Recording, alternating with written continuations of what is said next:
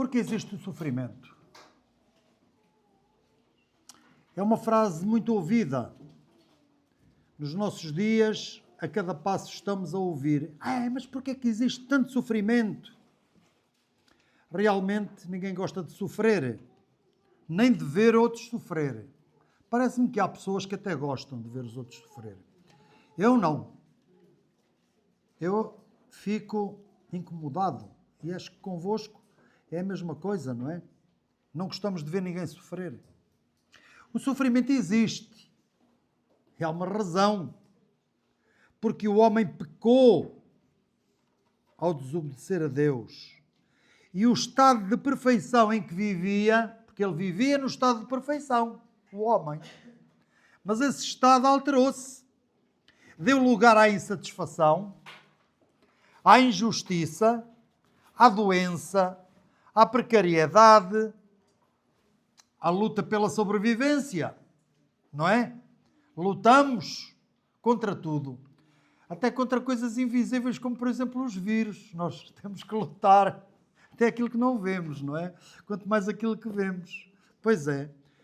Mas esta foi a sentença que o Senhor deu ao homem lá no Jardim do Éden, quando ele pecou.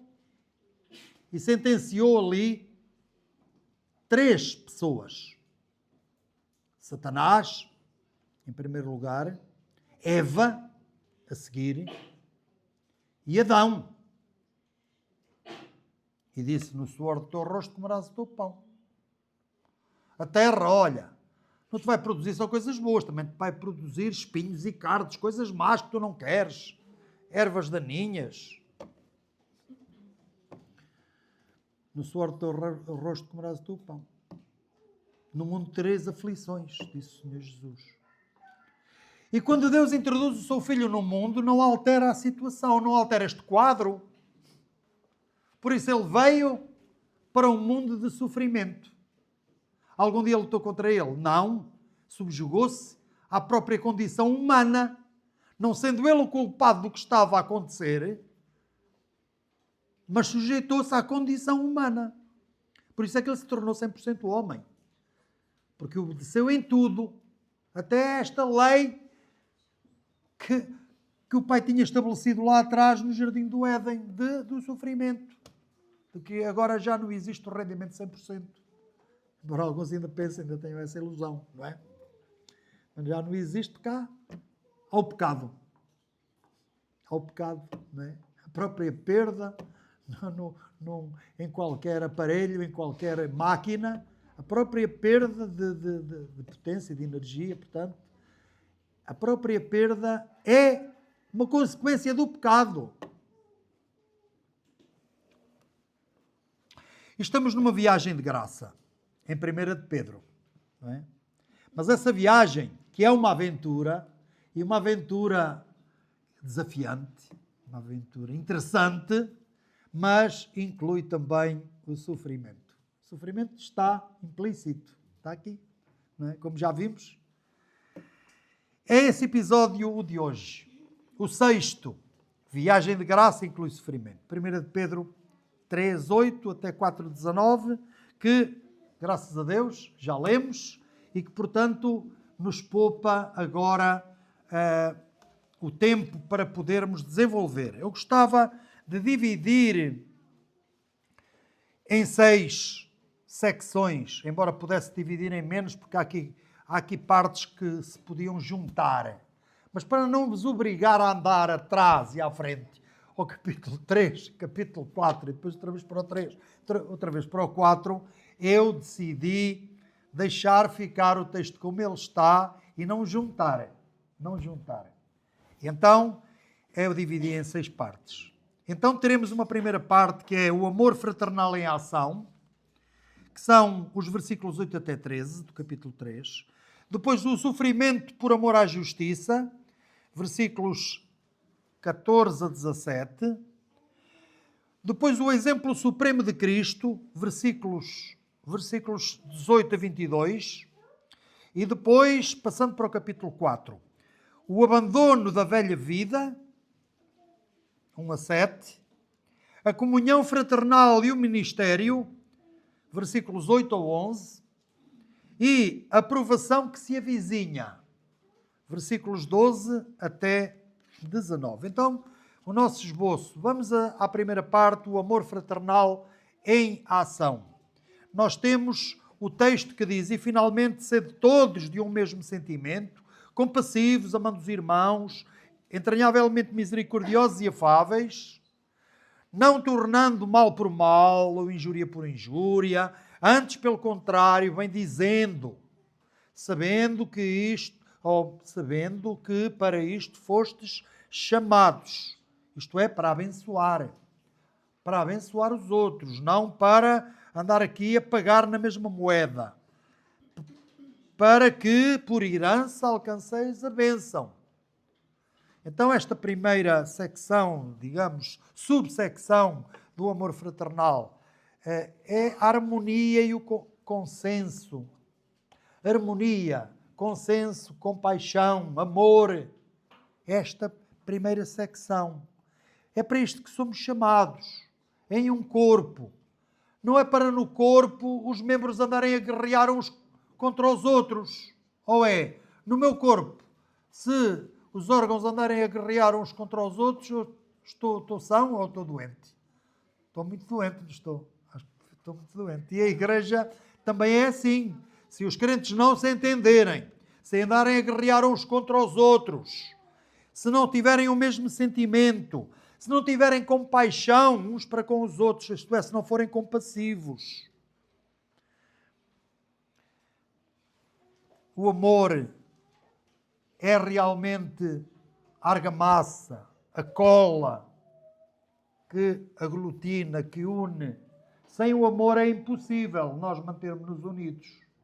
Porque nós não somos um clube, nós somos um corpo. E o corpo tem que estar unido. Unido pelo amor. Portanto, não pode haver vingança. Mal por mal. Ai, fizeste mal, então vou-te fazer mal a ti. Não. Isto é vingança.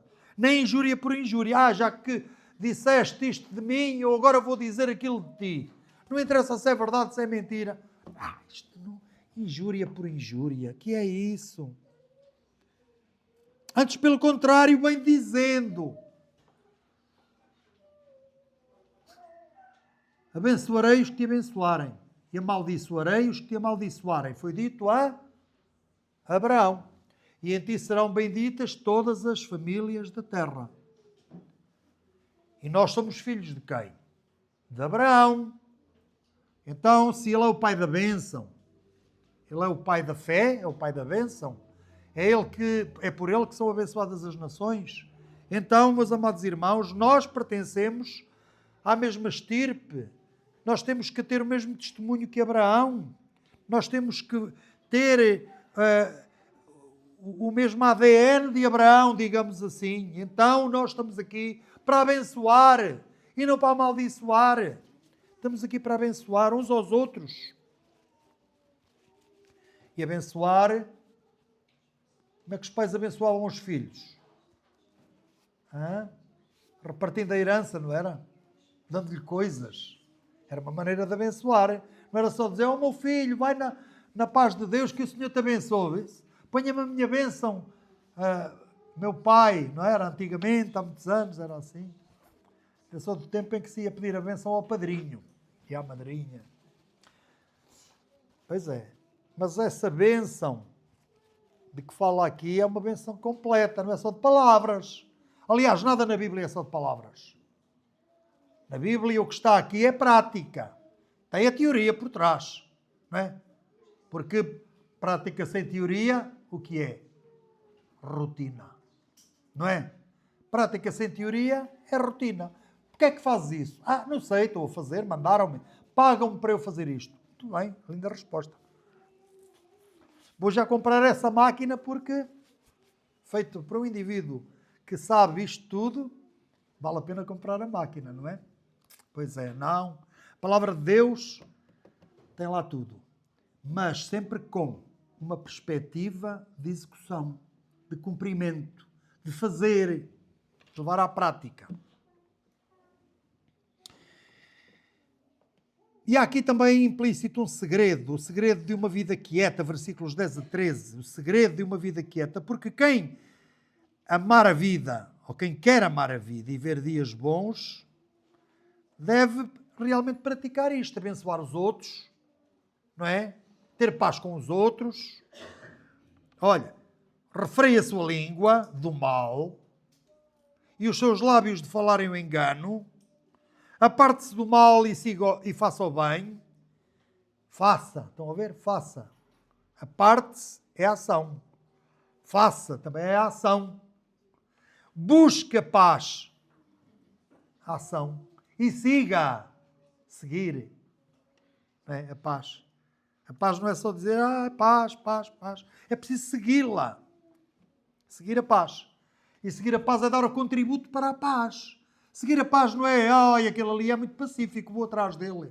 Não é? Daqui a bocado estou a ir atrás de um hippie.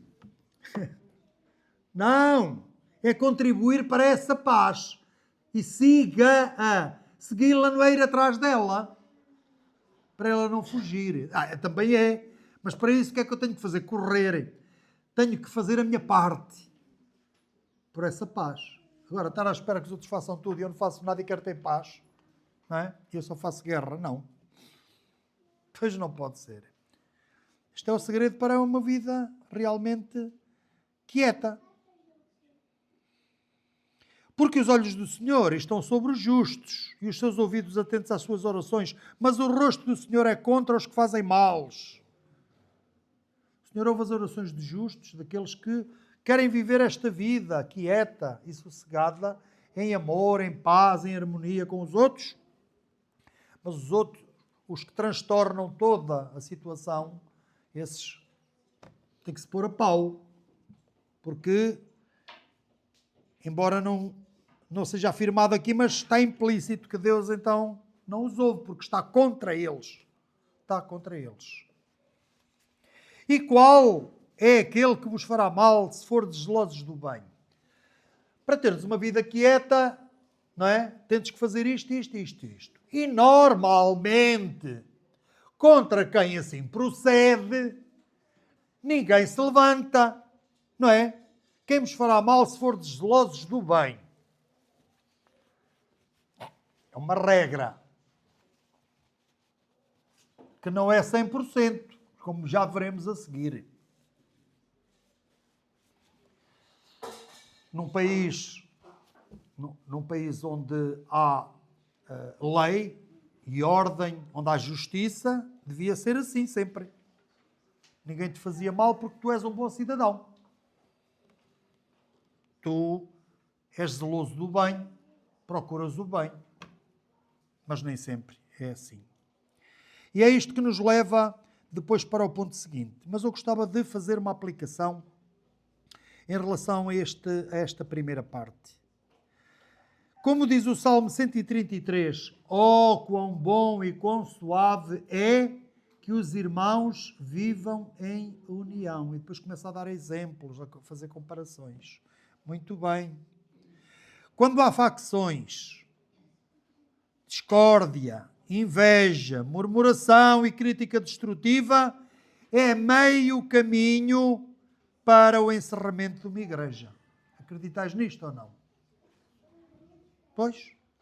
Se em vez de haver união entre os irmãos, se houver fações, portanto, partidarismo, partido para aqui, partido para lá, discórdia, inveja, murmuração e crítica destrutiva, a igreja não vai durar muito tempo. Pois não. Porque é o amor é que une. E a discórdia divide, como é lógico. Irmãos, amemo-nos e abençoemo-nos uns aos outros. Sejamos tolerantes, compassivos para com um irmão que falhe. Amanhã seremos nós a errar. Amanhã pode ser qualquer um de nós. Ou tendes dúvidas? E como desejamos ser perdoados e compreendidos, não é? Quando estamos na mão de baixo, gostamos muito que nos perdoem e gostamos muito que nos compreendam. E será que compreendemos os outros? quando eles estão a passar por isso? Pois, aí é que está o problema.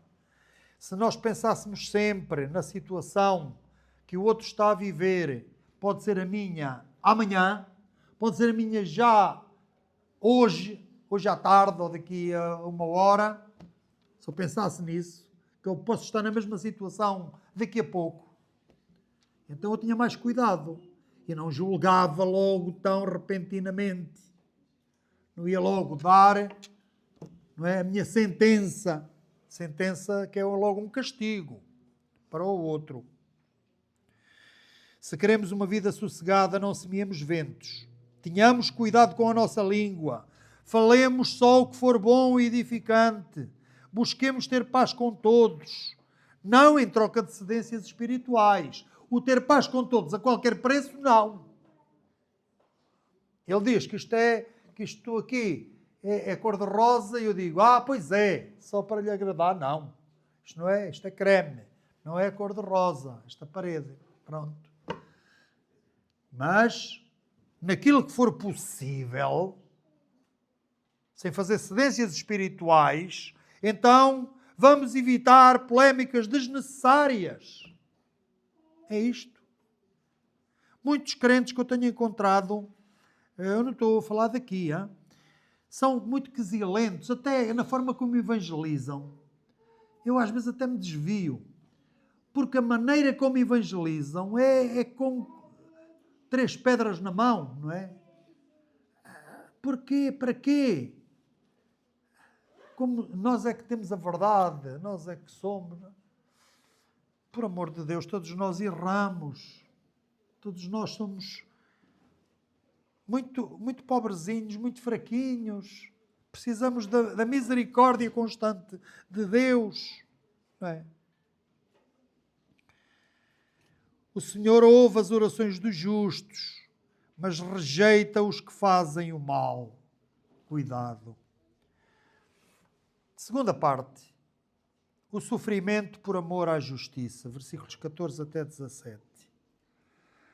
Ainda agora vimos que uma pergunta retórica de Pedro. Qual é aquele que vos fará mal se for zelosos do bem? Bem, normalmente espera-se que assim seja. Mas olhem, o mundo odeia a vida cristã irrepreensível. O mundo não gosta de ver um crente a viver segundo os padrões bíblicos, levando tudo a sério. Principalmente se isso interferir depois com ele, seja no emprego, não é? Em que ele quer estar parado, a fazer sorna, deixei passar a expressão, mas é uma palavra muito portuguesa, fazer sorna e quer que tu faças com ele, que é para serem 2 a fazer sorna. E o patrão a pagar-vos. Não, tu não deves fazer com ele. E aí começa logo. Tu estás a querer fazer o bem, mas ele quer fazer o mal. Ele pensa em si próprio, não pensa no patrão. Pois é. Por isso o versículo 14 diz assim, mas também se padecerdes por amor da justiça, sois bem-aventurados. E não temais com medo deles, nem vos turbeis. Isto agora já não é entre irmãos. Já não é na igreja. Já não é com os da igreja. Já é com os de fora. Com aqueles que não ficam contentes por tu amares a justiça, por tu quereres fazer o bem, por quereres ser um cidadão correto, que faz as coisas bem feitas, que obedece às autoridades, que cumpre a lei. Como temos ouvido aqui nas versões anteriores, aliás, nos episódios anteriores. Pois é. Antes santificai Cristo como Senhor em vosso coração e estáis sempre preparados para responder com mansidão e temor a qualquer que vos pedir a razão da esperança que há em vós. Se eu pactuo com aqueles que querem fazer o mal, seja no meu emprego, seja na minha vizinhança, seja aqui, numa associação à qual eu possa pertencer, um grupo, seja o que for, se eu pactuo com eles em coisas que não são lícitas, que estão incorretas, como é que depois eu vou estar preparado para dizer a quem me pedir, nem me vão pedir nada. Começa logo por aí. Não é? Nem me vão pedir nada. Mas, se alguém me perguntar, tu não és lá daquela igreja? Ah, sou. E o que eu quero é calar-me. Não é? Porque estou comprometido. Estai preparados, sempre preparados para responder com mansidão e temor a qualquer que vos pedir a razão da esperança que há em vós. Então, muito cuidado com isto. Há aqueles que não se conformam com o nosso viver. Porquê? Porque isso levanta o véu da sua própria vida. Há comparações. Se estás ali muito próximo dele e tu atuas bem e ele não atua como tu, então quem está de fora vai olhar e vai dizer, epá, este sim, aquele não. E ele não quer que isto aconteça. Quem é que quer? Queres ser comparado com quem é muito melhor que tu? Ou queres ser comparado com quem é inferior a ti?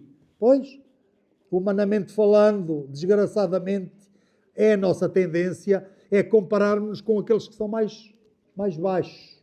Que é para nós parecermos muito altos. Pois é. Para parecermos muito altos. E se à nossa volta todos estiverem só 1,30 m, eu sou um gigante, não é? Pois é, mas se eu estiver no meio de pessoas com 1,80 m, todas com 1,80 m, eu nem me vejo lá no meio. Ninguém me vê. Pois é. Então o crente deve ser diferente. O crente não deve ter telhados de vidro, dizem os versículos 16 e 17.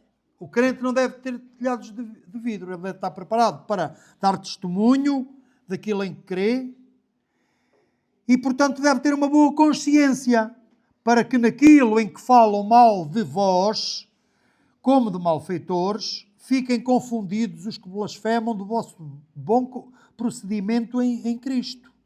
Porque melhor é que padeçais fazendo o bem, se a vontade de Deus assim o quer, do que fazendo mal. Se padeceres por fazer mal, é mau. Estás a ser como os outros, és um delinquente. Então, estás apenas a receber aquilo que mereces. Estás a ser castigado porquê? Porque transgrediste a lei, porque fizeste mal ao outro, etc. Então tens telhados de vidro, já não podes realmente ser um exemplo, não podes dar testemunho. Não é? Então, irmãos, muito cuidado. Muito cuidado. A coerência na vida cristã é a melhor arma contra o inimigo. A melhor. Um crente que não vive a fé que diz ter é um crente derrotado. Todos vão apontar-lhe o dedo e dizer: és um mentiroso, fazes o que todos fazem, és igual aos outros. Só quando somos praticantes da palavra em todas as situações é que o nosso testemunho é poderoso e causa impacto naqueles que nos conhecem. Aquele impacto que depois os leva a perguntar, a pedir qual é a causa desta esperança. Pois é. Alguns vão odiar-nos, porque a nossa conduta põe em destaque a sua falta de moral, de ética, isto é, os seus pecados. Mas não nos poderão acusar de hipocrisia. Isso não. Podemos ser até perseguidos por causa da nossa integridade. Mas também haverá pessoas que vão querer saber a razão da nossa fé. Não tenhamos telhados de vidro, mas, em vez de telhados de vidro, sabem o que é que devemos ter? Portas e janelas bem abertas, para que todos possam ver a vida de Cristo em nós.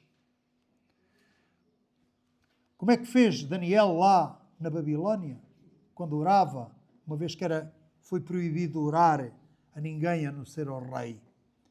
Abriu a janela e orou, para todos verem que ele estava a orar lá no quarto dele.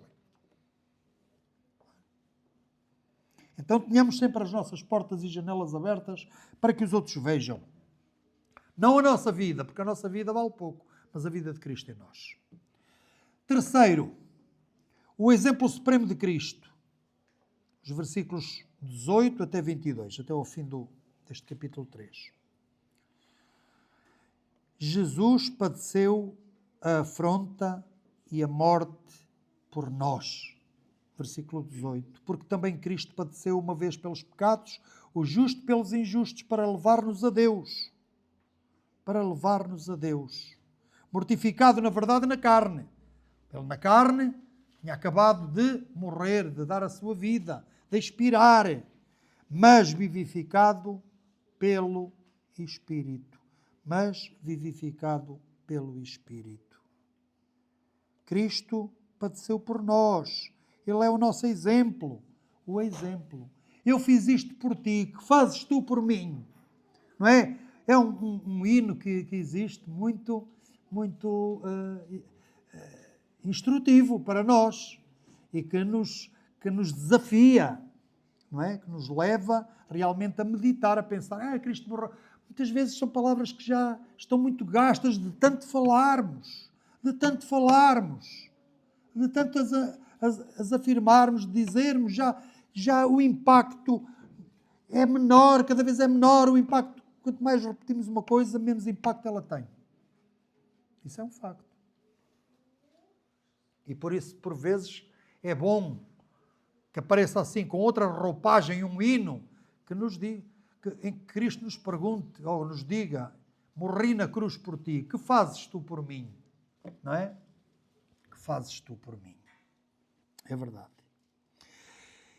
E depois os versículos a seguir, que nós não vamos comentar, porque senão os assuntos, que já são muitos, neste episódio há assuntos demais para mim, mas ainda teríamos mais assuntos de natureza teológica que nós não vamos, porque há sobre isto, não em relação ao facto, mas em relação à sua explicação, existem depois muitas opiniões, e isto não é um estudo bíblico para nós estarmos aqui a debater pontos de vista, mas é um facto, faz parte dos credos, os credos mais antigos, desde o credo dos apóstolos, o de Niceia, etc., por aí fora, vários credos que dizem que Cristo desceu aos infernos, portanto, desceu ao Hades.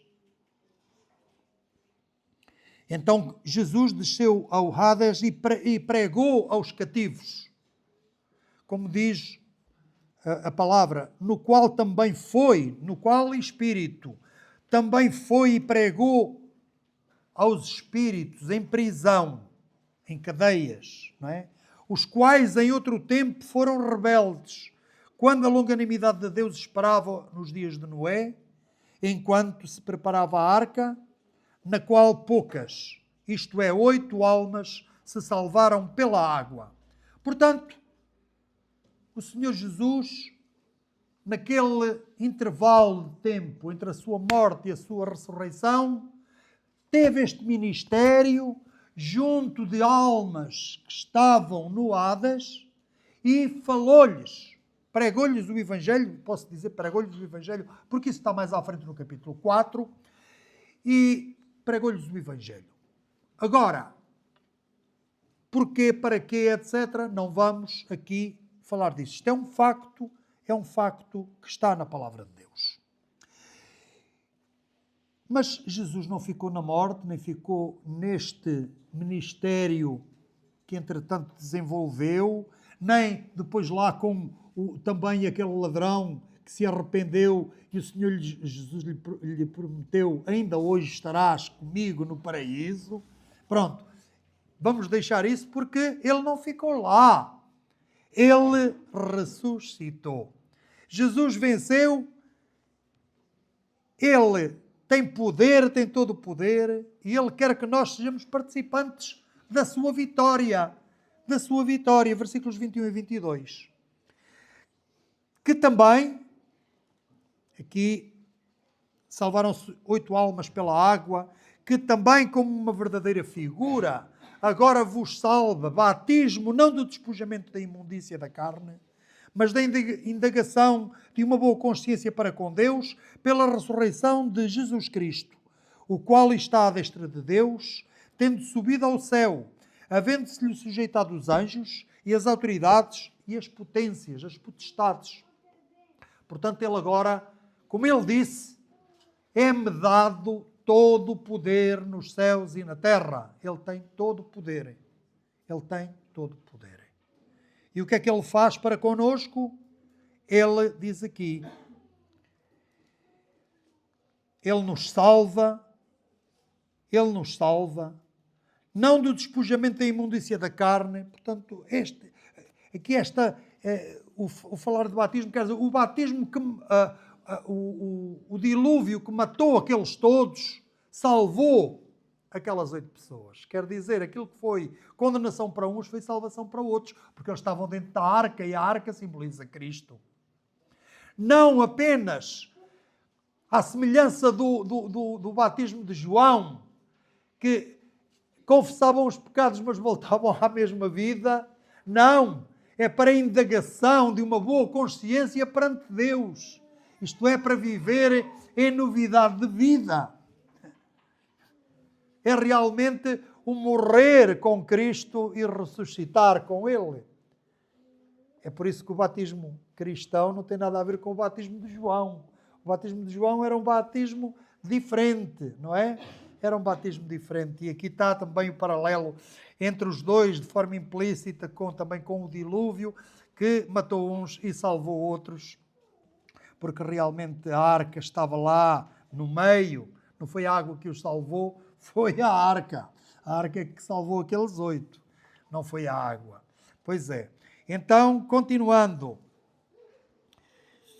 O exemplo do Senhor Jesus não é apenas um conjunto de atitudes a imitar.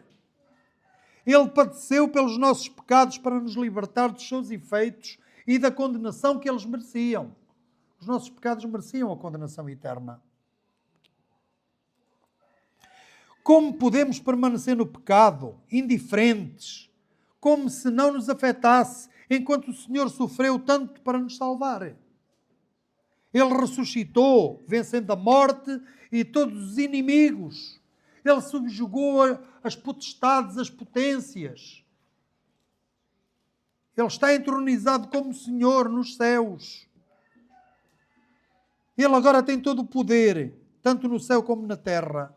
E Ele quer fazer-nos participantes deste poder e desta vitória que Ele alcançou.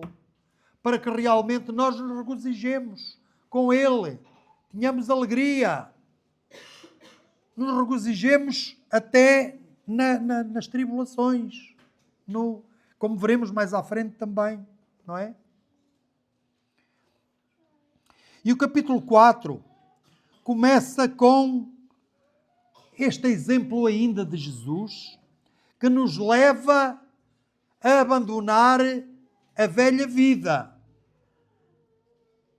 Viver segundo a vontade de Deus exige uma resolução convicta. Portanto, o abandono da velha vida não é uma coisa que eu acho que é automática. Não é automática. Não é automática. Tem que haver uma resolução convicta. Porque o que é que diz aqui no versículo 1 o apóstolo?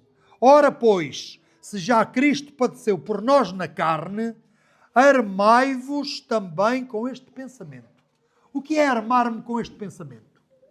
É eu ter um argumento forte para apresentar. E então o que é que eu vou apresentar ao pecado? O que é que eu vou apresentar à carne? É este argumento. Olha, Cristo morreu pelos meus pecados. E eu vou continuar a viver neles.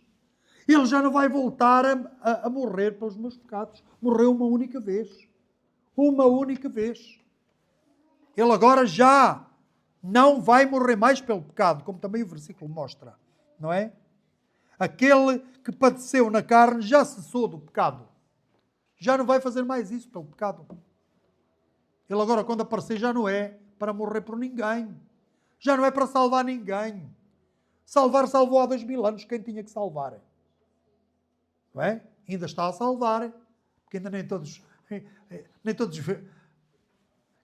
não vivia praticamente ninguém naquela altura. Havia pouca gente comparado com o que existe hoje, não é? Hoje somos mais de 8 mil milhões. É muita gente. Naquela altura eram uns milhões, poucos, em todo o mundo. E os que ainda vão nascer, que ainda vão ser salvos. E foi há 2000 anos que ele fez isso. Está feito, está consumado. Ele agora, quando aparecer, não é para nada disso. É para reinar, é para julgar o mundo. Pois é. Para que no tempo que vos resta na carne, não vivais mais segundo as concupiscências dos homens, mas segundo a vontade de Deus. Porque é bastante que no tempo passado da vida fizéssemos a vontade dos gentios, andando em dissoluções, concupiscências, borracheiras, glutonarias, bebedices e abomináveis idolatrias. Esse tempo já lá vai. Já houve tempo para isso. Já vivemos isso noutro tempo, é o que diz aqui o apóstolo. Já é bastante que nesse tempo passado tínhamos feito isso. Agora não. Agora já não. Cristo morreu por nós. De uma só vez.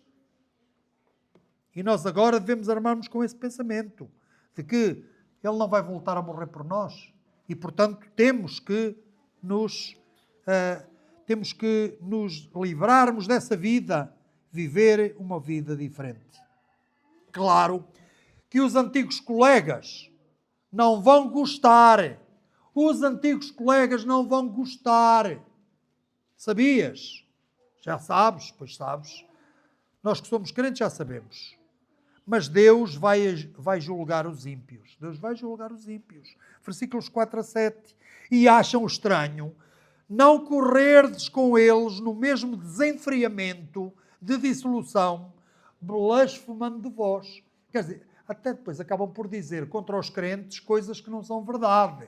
Olha, são isto, são aquilo, começam a criticar, não é? A criticar, são os santarrões. E porquê? É como a raposa a passar pelas uvas, não é? Tão altas, tão altas. Quem é que as pode comer? Pois é. Os quais hão de dar conta ao que está preparado para julgar os vivos e os mortos. Aquele que salvou lá há 2000 anos. Já está preparado para julgar os vivos e os mortos. Agora é para isso. Ele está sentado como advogado dos crentes neste momento, mas ele vai ser o juiz dos vivos e dos mortos. Porque por isto foi pregado o Evangelho também aos mortos, para que, na verdade, fossem julgados segundo os homens, na carne, mas vivessem segundo Deus em espírito. E já está próximo o fim de todas as coisas. Portanto, sede sóbrios e vigiai em oração. É isto. Os nossos amigos de outrora, eles não vão gostar do que vem. Mas, olhem, o tempo, o povo diz que o tempo cura tudo. Não cura tudo, mas cura quase tudo. E uma das coisas que ele normalmente cura é que as pessoas depois dizem esse não alinha connosco. Não achamos que ele não vem. E depois até deixam mesmo até alguns de falar connosco. Infelizmente, não é? Infelizmente. Assim como Cristo padeceu por nós na carne, também nós devemos morrer para o pecado e viver para Deus. Isto implica deixar a vida velha das concupiscências dos homens. Já andámos nesses caminhos quando éramos incrédulos. Agora devemos viver segundo a vontade de Deus.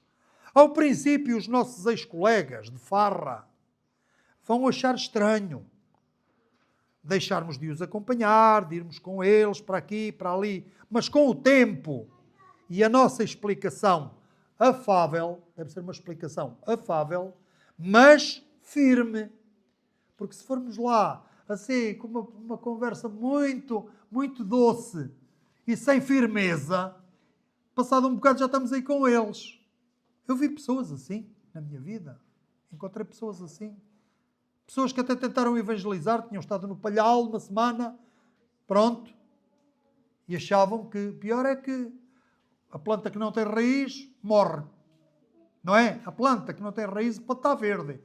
Estava na água e tal, tiraram da água, não tem raiz, então morre. Morreu. Tentando evangelizar os outros, e o que é que aconteceu? Maria vai com as outras, foi atrás deles outra vez, foi para o mesmo sítio. Pois, foi para o mesmo sítio. Pois é. Então, com o tempo e com a nossa explicação afável e firme, vão acabar por se resignar. Alguns, porém, não nos perdoarão a ousadia. Alguns não nos vão perdoar. Alguns vão nos odiar mesmo. Oremos por eles e aproveitemos para lhes falar do Evangelho. O fim está próximo, sejamos sóbrios e vigiemos em oração, como diz a passagem. Penúltima secção, que é a comunhão fraternal e o ministério. Versículos 8 até 11. A comunhão cristã, ou melhor, a comunhão só pode ser chamada de cristã se for prática e despretensiosa. Se não for estas duas coisas, então não é propriamente comunhão. Mas sobretudo, diz o versículo 8, tende ardente amor uns para com os outros, porque o amor cobrirá uma multidão de pecados. Sede hospitaleiros uns para com os outros, sem murmurações. É isto que nós devemos fazer. A nossa comunhão com os nossos irmãos. Devemos amar, ele aqui volta a repetir o amor, pois sem dúvida, mas é amor sempre naquela perspectiva de ajudar, de abençoar. E abençoar é dar também. Abençoar é dar, como há bocado víamos. Então, é realmente nós levarmos as cargas uns dos outros, é ajudarmos mutuamente uns aos outros, é em tudo o que é preciso estarmos lá. Às vezes nem é preciso dar nada, é preciso estar lá, é preciso pôr a mão nas costas, é preciso uma palavra amiga, é preciso uma boleia, é preciso levar a uma clínica, a um médico, seja onde for. É preciso ir às compras, é preciso ir ao supermercado. É isso. É preciso um empréstimo, é uma ajuda. Se podes, não é? Se podemos, porque é que não o fazemos? E o exercício dos dons deve ter como fim a glória de Deus. Os dons não são para exibicionismo. Os dons não são, eu sou diferente na igreja, porque eu faço e acontece isto e aquilo. Não, Senhor, nada disso. Se Deus fosse como nós, já tinha tirado de dons a muita gente por aí fora. Por este mundo fora, muitos crentes. Já tinha tirado, mas Ele não tira. Porque os seus dons são sem arrependimento. Os dons de Deus são sem arrependimento. Por isso é que Ele não tira. Não é porque nós mereçamos. Os dons. E os dons aqui também é de forma genérica. Isto não é um estudo sobre dons. Para isso temos cartas que são exaustivas na lista de dons aqui. Divide-se em duas partes. É a ajuda, não é? A ajuda é a parte física e o falar, o ensino. O ensino. Estão aqui as duas. Portanto, o exercício dos dons. Cada um administre aos outros o dom como recebeu, como bons dispenseiros, portanto, mordomos, da multiforme graça de Deus. Estamos aqui para servir os nossos irmãos também, naquilo que pudermos, não é? Como diz Tiago, se o teu irmão não tem que comer e tu lhe dizes, vai, aquece-te e não sei o que, come e bebe, e não lhe dás o que ele precisa, que é isso? Isso não é amor, isso não é nada. O que é que isso produz? Não produz nada.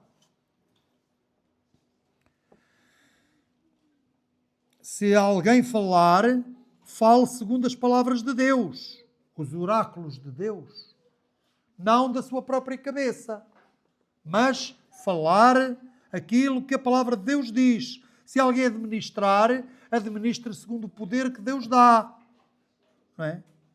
Para que em tudo Deus seja glorificado por Jesus Cristo, a quem pertence a glória e o poder para todo sempre. Amém. Então, é isto que deve acontecer, tanto nos dons práticos, como nos outros dons que são mais de ensino, nuns e noutros, em todos os dons, ou no dom de administrar, no dom de governar a igreja, de administrar a igreja, é tudo a pensar, ou deve ser tudo a pensar na glória de Deus. A Ele toda a glória. A Ele toda a glória. Somos exortados a amarmos os irmãos, a levarmos as cargas uns dos outros, como diz em Gálatas 6:2, a sermos hospitaleiros sem murmurações. A comunhão prática é o amor de que Jesus falou. A comunhão prática é o amor de que Jesus falou. Quando Jesus disse, nisto conhecereis que sois meus discípulos, é por nos amarmos uns aos outros. É assim. É assim que os de fora conhecerão que somos discípulos de Cristo. Se nos amarmos uns aos outros de forma prática, visível e liberalmente. É desta forma. E da mesma forma, o nosso ministério deve ser genuinamente bíblico, centrado no Evangelho, em humildade e serviço ao Senhor e aos irmãos, sempre para a glória de Deus. E por fim, a aprovação que se avizinha. Versículos 12 até ao 19. Os crentes não devem estranhar as provações, antes alegrar-se. É o que mostra a passagem. Amados, não estranheis a ardente prova. É uma prova de fogo. A ardente prova que vem sobre vós, para vos tentar, como se coisa estranha vos acontecesse. Como se isso fosse uma coisa do outro mundo. Mas alegrai-vos no facto de serdes participantes das aflições de Cristo, para que também, na revelação da sua glória, vos regozijeis e alegreis. Vamos ter parte na sua vitória. Vamos ter parte na sua alegria. Vamos ter parte nas bodas do Cordeiro. Pois é. Então, os crentes não devem estranhar as provações, mas devem alegrar-se, antes devem alegrar-se, regozijar-se por serem considerados dignos de sofrer por amor a Cristo. É por isso. Pedro está a anunciar algo que vai acontecer. Quem é que está no trono em Roma? Nero. Nero que já fez 30 por uma linha aos seus amigos, aos seus familiares. Sim, porque ele era um louco. Ele fez coisas terríveis à sua própria família.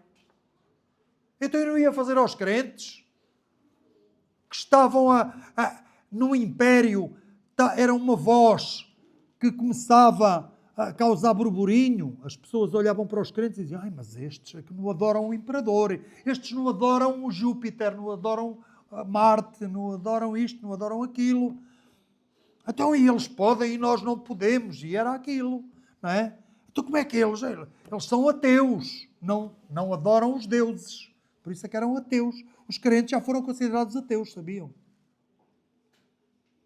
Porquê? Porque não adoravam os deuses. Diziam que havia um só Deus. E seguiam Jesus Cristo. Pois é.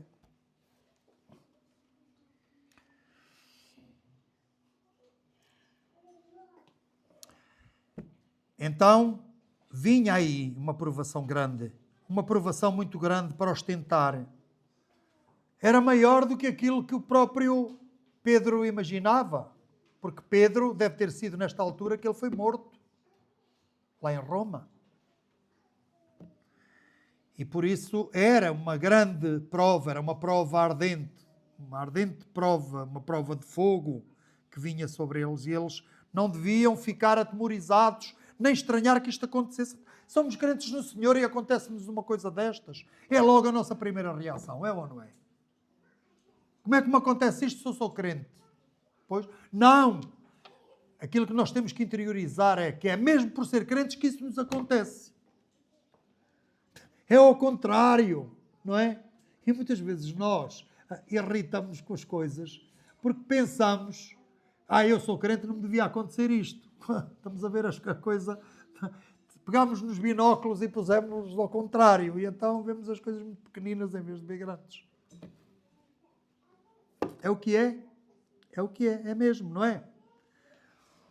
Mesmo por sermos crentes é que isto nos acontece, irmãos.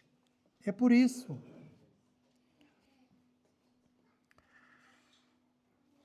Por outro lado, nenhum crente deve padecer como malfeitor, mas como cristão. É que no meio disto tudo ainda pode acontecer que alguns ali no meio estejam a ser considerados maus, considerados prevaricadores, e depois por um pagam todos. O castigo ainda vai ser maior para os crentes, porque há um ou dois que estão a fazer coisas que não deviam. Pois é, nenhum crente deve padecer como malfeitor, é um mau testemunho. Mas nenhum de vós padeça como homicida, ou ladrão, ou malfeitor, ou como o que se intromete nos negócios alheios. Mas se padecer como cristão, não se envergonhe, antes glorifica a Deus nesta parte. Porque já é tempo que comece o julgamento pela casa de Deus. E se primeiro começa por nós, qual será o fim daqueles que são desobedientes ao Evangelho de Deus? Se o justo apenas ou dificilmente, como diz outra versão, se salva, onde aparecerá o ímpio e pecador? Portanto, também os que padecem segundo a vontade de Deus, encomendem-lhe a sua alma, como ao fiel Criador, fazendo o bem, não fazendo o mal. As tribulações são sempre desagradáveis e ninguém as deseja, mas devemos aceitá-las com naturalidade. Para o crente, não devem ser estranhas. Há provas e provas, mas todas elas são para o nosso bem, mesmo as mais terríveis. Podemos não saber agora, mas somos bem-aventurados se padecermos por Cristo. De modo nenhum devemos sofrer o castigo da justiça por sermos malfeitores. Isso não é compatível com o nosso estatuto de filhos de Deus. Devemos dar bom testemunho da nossa fé, ainda que tenhamos de sofrer perseguição por isso. Então, Pedro mostrou-nos hoje a necessidade de seguirmos o amor fraternal em ação e harmonia, compaixão, amando-nos sinceramente, perdoando com misericórdia, nunca nos vingando, não injuriando, mas bem-dizendo. O sofrimento por amor à justiça torna-nos bem-aventurados, dá-nos coragem e força para testemunhar e uma boa consciência que confunde os inimigos e glorifica a Deus. O exemplo supremo de Cristo consiste em que Ele sofreu pelos nossos pecados para nos salvar e fazer-nos participantes de sua vitória. Isto deve levar-nos ao abandono da velha vida, deixando de viver como vivem os demais, ainda que se surpreendam por deixarmos de os seguir e até nos odeiem e blasfemem. Fomos também convocados à comunhão fraternal e ao ministério, servindo Deus e os irmãos com os dons que Ele nos deu para a sua glória. Devemos estar sempre preparados para qualquer provação que se avizinhe, pois pode ser da vontade de Deus que venha mais uma prova. Sofrer, não como delinquentes, mas como cristãos, alegrando-nos por sermos participantes das aflições de Cristo. Amém.